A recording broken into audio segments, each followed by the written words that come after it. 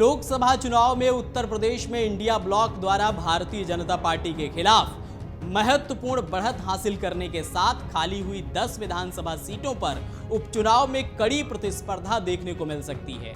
सत्तारूढ़ दल पर अपनी बढ़त वापस पाने का दबाव है। चुनाव आयोग की ओर से अभी तक उपचुनाव की तारीख की घोषणा नहीं की गई है।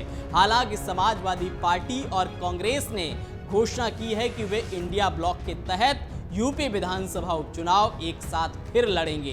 कांग्रेस सत्तारूढ़ भारतीय जनता पार्टी के नेतृत्व वाले राष्ट्रीय जनतांत्रिक गठबंधन यानी कि एनडीए ने भी अपनी तैयारी शुरू कर दी है। समाजवादी पार्टी प्रमुख अखिलेश यादव समेत 9 विधानसभा सदस्यों के लोकसभा के लिए चुने जाने के बाद सीटें खाली हुई हैं, जबकि कानपुर की सीसामाऊ से सपा विधायक इरफान सोलंकी को एक आपराधिक मामले में जेल की सजा सुनाए जाने के बाद अयोग्य घोषित कर दिया गया है, जिसके चलते सीसामाऊ सीट खाली हुई है। यूपी विधानसभा के विशेष सचिव ब्रजभूषण दुबे ने पीटीआई को बताया कि 10 सीटों पर रिक्तियों की जानकारी चुनाव आयोग को भेज दी गई है।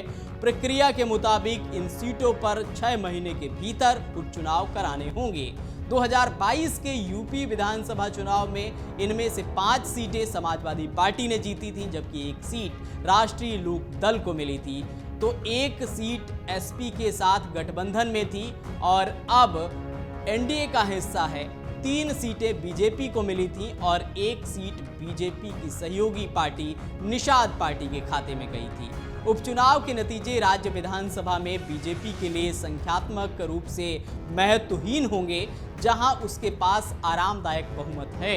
हालांकि इन नतीजों का दोनों पक्षों के मनोबल पर असर पड़ेगा, क्योंकि बीजेपी को कोई और नुकसान विपक्षी सपा और कांग्रेस को और मजबूत करने में मदद करेगा क्योंकि बीजेपी को कोई और नुकसान विपक्षी सपा और कांग्रेस को और ज्यादा मजबूत करने में मदद करेगा। सपा और कांग्रेस ने भरोसा जताया है कि वे लोकसभा चुनाव में अपनी जीत का सिलसिला जारी रखेंगे। वहीं बीजेपी भी कुछ खास करने की तैयारी में है।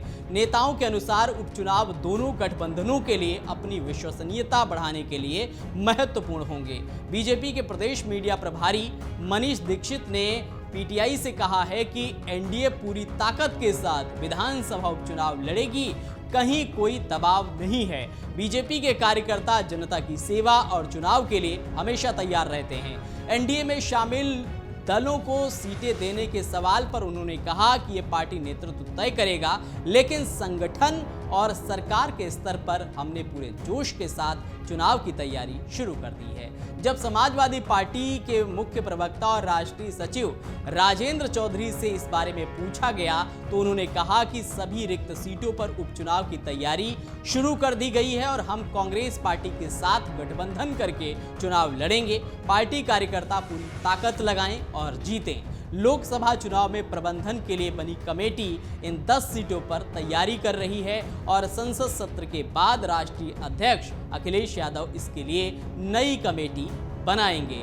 इस बीच यूपी कांग्रेस कमेटी के अध्यक्ष अजय राय ने कहा कि आगामी उपचुनाव में इंडिया गठबंधन एकजुट होकर लड़ेगा और जल्द ही हमारे नेता बैठक कर सीटों और चुनावी रणनीति पर चर्चा करेंगे। बहुजन समाज पार्टी के एक नेता ने बताया कि पार्टी प्रमुख मायावती ने रविवार को लखनऊ में सभी नेताओं के साथ एक प्रमुख बैठक की है, जिसमें उपचुनाव की रणनीति पर चर्चा की गई है।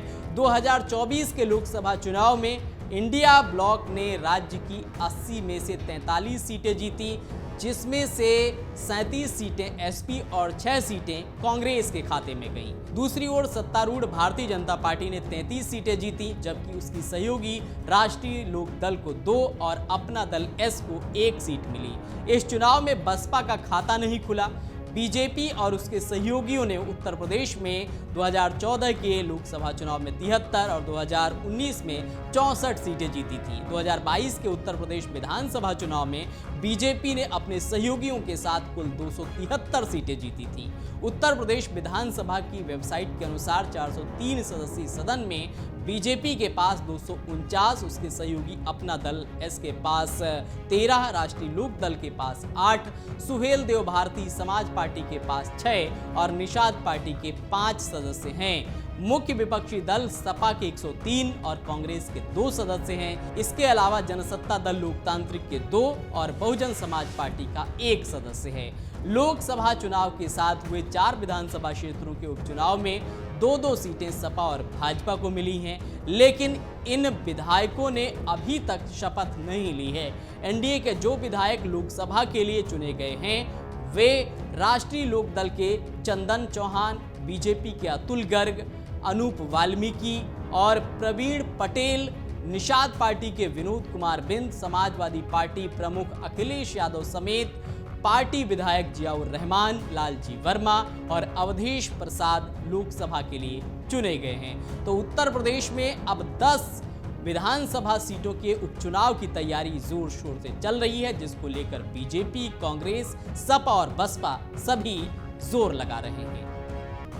अगर आप ये वीडियो YouTube पर देख रहे हैं तो हमारे चैनल को सब्सक्राइब करें और बेल आइकन को दबाना ना भूलें। अगर आप Facebook पर ये वीडियो देख रहे हैं तो हमारे पेज को लाइक करें।